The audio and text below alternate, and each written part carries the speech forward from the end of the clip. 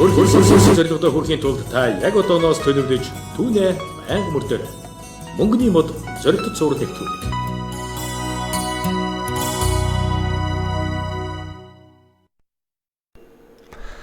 За Монголын радио хүлээн сонсож байгаа эрхэм сонсогчдаа бүхэндээ баярлалаа. Гэр бүлийн санхүүгийн босрол зориулсан мөнгөний мод нэвтрүүлэг хүрэхэд бэлэн болсон байна. За өнөөдөр бол бид санхүүгийн залин луураас сэргийлэх гэсэн сэдвийн хүрээнд сонсогчдаа бүхэндээ нэвтрүүлгээ бэлтгэн хүргэх болон за энэхүү сэдвийг сонгож авснаа үжирэх юм бол за Монгол банколоод мөрдөн байцаа халб Монголын банкнуудын холбоо хамтран иргэд олон нийтдээ за ятгах тусам нягтладаг баяа гэдэг уриалгыг аяныг бол эхлүүлээд явагдаж байгаа. Тэгэхээр энэ аяны хүрээнд явагдаж байгаа арга хэмжээнүүдийн тухай тэгээ дээр нь бол санхүүгийн залин луураас иргэд олон нийт маань хэрхэн яаж сэргийлэх ёстой юм бэ гэдгийг та бүхэндээ бид өнөөдөр нэвтрүүлгээрээ дамжуулан хүргэх болно. За нэвтрүүлгээ хүргэхээс өмнө за яг энэ ятгах тусам нягтладаг баяа гэсэн уриалгад нэгдэж байгаа иргэд олон нийтийнхаа тэр дундаа лектор мөнгөний өгсөн ярилцлагыг мэдээллийг хүлээн сонсоод иргэд студид ярилцъя.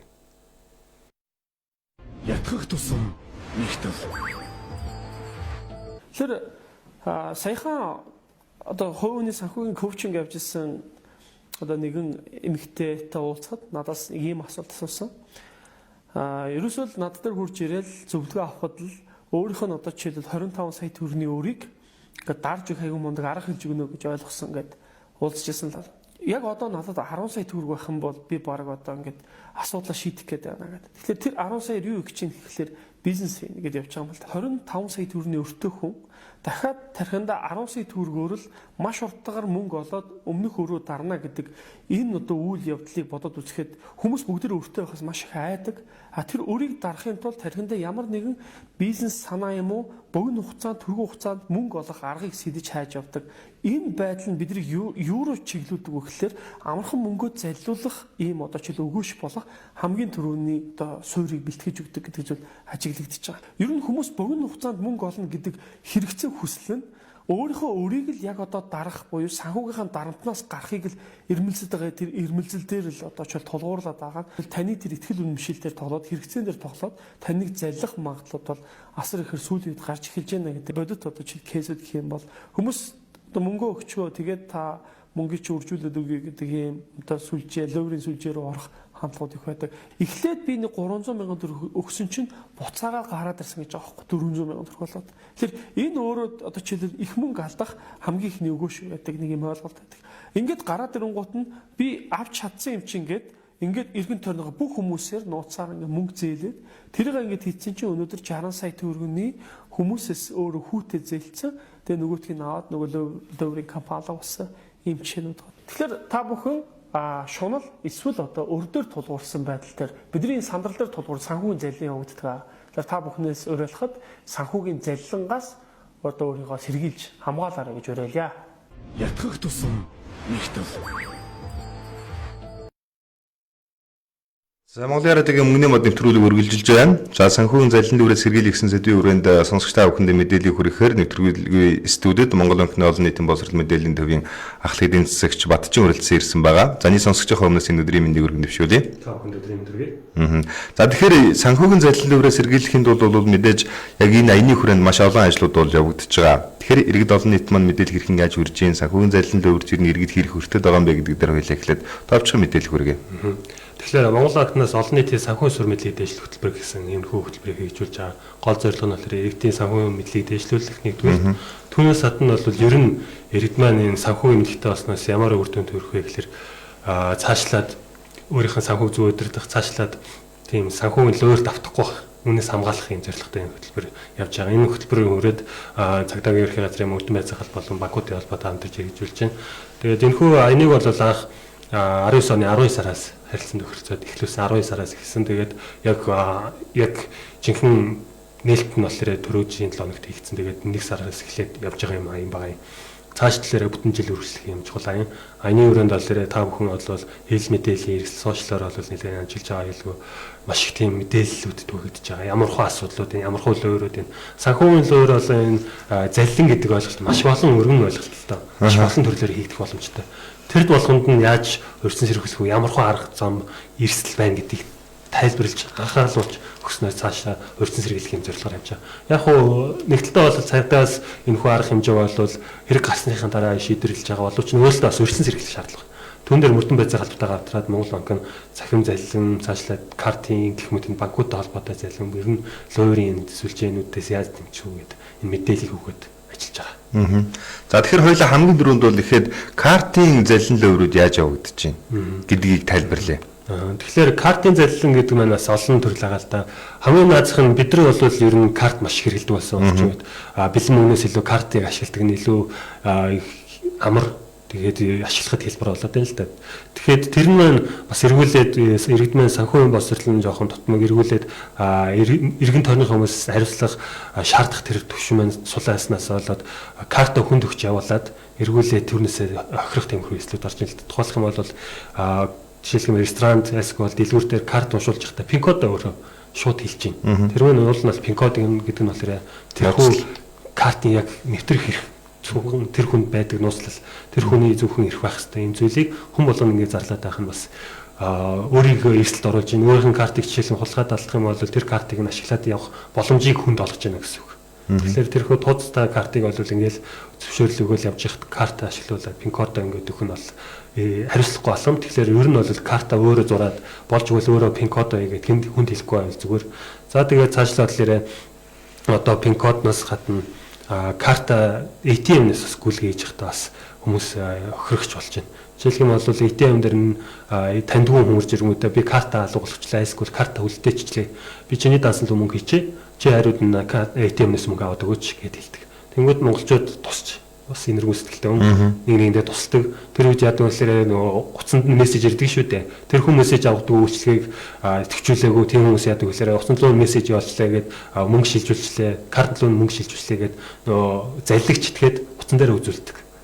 Мөнгө шилжлээ гэдэг нэг мессеж ирдэ шүү дээ тийм. Тэрхүүд зургийг үзүүлэнгүүтээ за чиний мөнгө орчлоо гэд хэлэнгүү заа гэд мөнгөний гараад өгчдөг. Тиймэрхүү хэлбэрээр залилангууд бас их явдаж байна. Тэгээд ер нь бол өөрөөсөө би картаа хэрхэн хинж яаж ашиглуулж байгаа билээ хаана ямар газар би картынхаа нууц кодыг олон нийтэд дэлгэд байгаа билээ гэдэг хамгийн дөрөв сайн санах хэрэгтэй. Эргээд та карта ямар нэгэн байдлаар алдсан тохиолдолд ч юм уу таны картанд байгаа мөнгийг ашиглах санхүүгийн ловер их асуудлууд гараад байна шүү дээ. Тэгж байна. Тэгээд үүн дээр бас нэг эрэгтэй зөвлөхөд болохоор сүүлийн кредит карт их ашиглаж байна. Зээлийн карт. Тэгээд зээлийн картууд ингээд ажиллаж их болохоор дийлэхтэй пин код нэгтгүү, гүйлгээ хийж пин код нэхгүй, шууд чипээр шургуулаад гүйлгээнгүүтээ уцанд нь мессеж ирэл явчихдаг. Тэнгүүд энэ тохиолдолд яадаг гэхээр жишээлх юм бол би уцанд карта алдчихлаа гэж тийм муугар болоо. Яг тэр үед пин кодгүй карта болвол тэгэл хүн дуртай гүйлгээгээл явчихна. Тэгэхээр аль болох пин код зээлийн карта юм уу пин кодгүй картуудаа бүгдийг энэ пин кодтой болгох. Пин код бол зөвхөн өөртөө хадгалж явах хэрэгтэй. За, картын тал дээр бол иймэрхүү залиланд өрөөж явагдчихэд юм байж. Өөр захимаар одоо сүүлийн үед бид нар бол залингийн гэмдэрт их хүртэж гинөө, залин ловер их явагдаж гинэ гэж яриад байна шүү дээ. Тийм. Тэгэхээр захимаар гэдэг ялангуяа Facebook энэ орчин бол баг Монголын бүх иргэд Facebook-т нэвтэрдэг болсон. Тэгээ Facebook-ээр харилцдаг болсон. Санхүүгийн үйл ажиллагаа ч үүгээр дамжиж бас яваад байна л да. Тэгэхээр Facebook-оор дамжиж иргэдэг залж агаад луурдж байгаа тиймэрхүү зүйлс байна. Эхнийх нь ямар хуу тохиолдод гарч ийнэ гэхээр иргэд маань өөрийнх нь нууц үгийг бол иргэдний бусдад алдаад байна л да. Жишээлх юм бол нууцны үг нь хитрхи хингийн байснаар бусдад жишээлх юм бол ямар нэгэн тийм линкэн дээр дараад ямар нэгэн сонжоолгоо орохдоо өөрийнх нь мэдээллийг ашиглахыг зөвшөөрчдөг. Зөвшөөрөхтэй болохоор жишээлх юм бол тэр мэдээлэл донд өөрийн чинь нэр төрсөн сараас ахуулаад харилцаж бүх мэдээллүүд чинь нэвтэрдэг байхгүй хадгалагдчихдаг гэсэн. Тэгэхээр тэр хүн зөвшөөрлөө гэх юм бол нөгөө тал руу ингээд шилжчихтэй байх гэсэн. Тэгээд иргэд маань өөрөө нууц үг бол маш хялбар жишээлх юм бол өөрийнх нь нэрээр өөрийнх нь аав ээжийн нэрээр төрсөн он сар эхнэр хүүхдийн нэрээр хийцэн байдаг. Тэгэл тэрний Facebook дээр хамгийн боломжтой хэлбэрүүдийг хийж байгаа л тэр чинь ямар нэгэн хак хийж байгаа зүйл ш. Зөвхөн өөрийнх нь байгаа мэдээллийг ашиглаад нууц үгийг нэвтрээл тэгэл оронгуудаа Facebook-оор дамжуулаад найзууд руу хамаатай сата хамгийн ойр дотны хүмүүс рүү мөнгөтэй ажиллах тэр хүмүүс рүү мессеж явуулж эхэлдэг. Мөнгө зээлээч найз нь маш хэрэгтэй болчлоо. Яг тэр үед яд тэгэхээр бас иргэд маань лавлахгүйгээр нэгтлэхгүйгээр мөнгө шилжүүлж эхэлдэг. Тэр үед уул нь болохоор зүгээр уцаар яриад хөшөө юу болсон бэ? Энэ юу болсон бэ? Хөшин чинь яаж туслах уу гэж уцаар ярьчих юм л тэгэл эхэлж шин. Тэр хүн бол ерөөсөө тийм асуугаагүй. Зөвхөн Facebook-ийн нууц үгийг алдсан. Тинчээ өөр итгээд өөрөөс нь мөнгө нэхэд байгаа гэдгийг л ойлгож гисэн. гэсэн. Тэгэхээр нууц үг бол маш сайн хадгалж явах хэрэгтэй. Тэгээд нөгөө талаар тиймэрхүү асуудалтай линкүүд дээр хязгаарч шийдээр өөрийнх нь нууц мэдээллийг өөрийнх нь хувийн мэдээллийг өгөх үү гэдэг тийм хэсэг гарч ирдэ шүү дээ сонжоо бүлэгч. Тиймэрхүү зүйл дээр ер нь бол татгалзаж ивэл зохимжтой. Тэгээд зарим зүйлийн үедлэрээ нууц үгийн шууд асуучдаг болсон. Та энэ дээр нууц үгүй болов уу гэл. Тэгэл нэвтрээд авчдаг. Тэгээд бас зарим хүмүүс болохоор бас нэг хариуцлага болсон гэж юм л да. Найзуудынхын дунд нэг хуржинд нэг тиймэрхүү зүйл идэг. Facebook-ийн постыг иччих та однууд чид за энэ ч бичих юм бол миний нууц үг бол ингээ од гэж гарч ирж байна. Найзуудаа тийм биш үнэн биш үгээд доор нь зарим найзууд нь тэрүүний шоглоод тийм байна үнэн байна гэж бахан однууд биччихдэг. Яг үнийг хэлэхэд тэгэхээр зарим хүмүүс тэр юм чинь яг жинхэнэ нууц үгөө биччихдэг. Тэгэл өөрийгөө олсорээ лөөрчтэй өгөө шалгахчихж байгаа хэрэг. Нэг тиймэрхүү эрсдэлтэй алхам битгий гэж иргэдэд анхааруулж байна. За тэгээд энэ нь бол банкны салбарын ажилчид бол ерөнхийдөө за сар тутамдаа ч юм уу улиралдаа өөрийнхөө одоо хэрэглэж байгаа картны нууц үгийг дугаарыг бол заавалчгүй сольж явахыг бол зөвлөдөг шүү дээ. Тэгээд дээр нь бол нөгөө өс тоо тэмдэгт үсэг гэсэн маягаар бол пин кодыг хийхийг зөвлөдөг. Тэгтэл манайхан болохоор нөгөө утасны дугаараараа төрсөн онсораараа хийчихэд байгаа учраас санхүүгийн зайлшгүй дүртэд нь шүү дээ. Тэр бол хэлбэр хүн бол хэлбэр өмнөг л хүнд өгч ийн гэсэн үг л хэлбэр мөнгө бол арахыг нь хүнд зааж өгөөд энэ л өгөөдэй л гэсэн зүг. За сүүлийн үед бол бас нэг санхүүгийн зайлшгүй хэрэг явагдаад байгаа нэг юу вэ гэхээр сүлжээний асуудал их явагдаж байна. За сүлжээгээр дамжуулаад хүмүүс их хохирогч болж байна, мөнгөө зайлшуулж байна. За түрүү бас битэрийг нэвтрүүлэх эхлэхэд хэлжсэн нөгөө лектор мөнгөнгөө залуу бол одоо жишээлбэл хин нэгэн мөнгөө түүнийг үржүүлээд өгнө гэхээр манайхан амар итгэх юм аа гэх. Яг энэ төрлийн зүйлүүд их явагдаад байна л та. Энэ зүйл дээр ялангуяа иргэд юун дээр бас асуудал болоод байна гэхээр нэгнийхээ амын ярианд аюу хитгдэг. Тэгээд тэрүүн дайрных ингээд ер нь хажилж явах талаараа сүлжээний бизнес аюух газар аваад байна Монгол улсад. Би ингээд тухайлах юм бол орон нутагт хот суурин газруудад Монгол Улаанбаатар хотод ингээд сургалт хийгээд явж байхдаа аюух хөрөлчдөд ихсэж байна. Жишээлх юм бол сүүлийн үед 17 оноос хойш бол G-Time гэсэн сүлжээний луур гасан, Stanford гэж харсан. Тэгээ OneCoin гэдэг крипто валютыг бол ашиглаад хүмүүсийн ойлгоогүй зүйл дээр нь үндэслээд луурдаад байна л да. Үндсэн зарчмын үед бол энэ цэвэр нөө сүлжээний буюу пирамид схемээр иргэдийг луурдж байгаа нэг хэлбэр. Пирамидын орой дээр болохоор нэг луурдчихэд нэг зүйлийг санаачилж байгаа. Тэр нь эргүүлээд иргэд нь нэгнийдээ итгээд өмнө нэгнийдээ дамжуулж эхэлдэг. Тэгээ G-Time дээр бол жишээлх юм бол 17 оноос хойш ингээд бүртгэл цагдаагийн бүртгэл дээр болохоор 40 мянган яриг өгсөн байгаа. 40 мянган яригийнхэн яг 11 мянган болохоор жинхэнэ ирүүдээ шийдсэн. Тэгээ нийтдээ бол нэг 26 тэрбум төгрөг өхрөлийн хэрэг үүсчихэд байхгүй. Тэгэхээр ер нь бол маш их өргөжөөд байгаа юм маш том эрсдэлтэй гэмтэрэг хөдлөөр зарим хүмүүс ингэж боддог л доо. За би ингэж тохирогч болчихлоо одоо яана гэдээ боддог. Тэгээд хоцсон яадаг вэ? Ер нь бол сүлжээнд орсон юм сүлжээний луурд орсон юм бол ямар ч тохиол тохирно. Жишээлх юм бол би жишээлбэл найзыг оруулаад сүлжээний бизнест оруулчлаа. Тэрүүнээс ашиг болсон тэгээд баярлаад хэрэг шийдэгчийг явж болохгүй. Тэр хүн бол тэр сүлжээнээс ашиг болж байгаа бол мөн ялгаахгүй хэрэг татагдаад тэгээд эрүүг хариуцлага хүлээд нөгөө найздаа мөнгө хөөрөх үүсэж байгаа байхгүй. Тэгэхээр сүлжээнд орсон бол ямар ч тохиолдолд бол тиймэрхүү охирол амсна. Нэг талдаа бол би мөнгө хүнд алдчих болно. Үгүй бол эрүүг хариуцлага хүлээнэ. Иймэрхүү хоёр зам сонгогддог.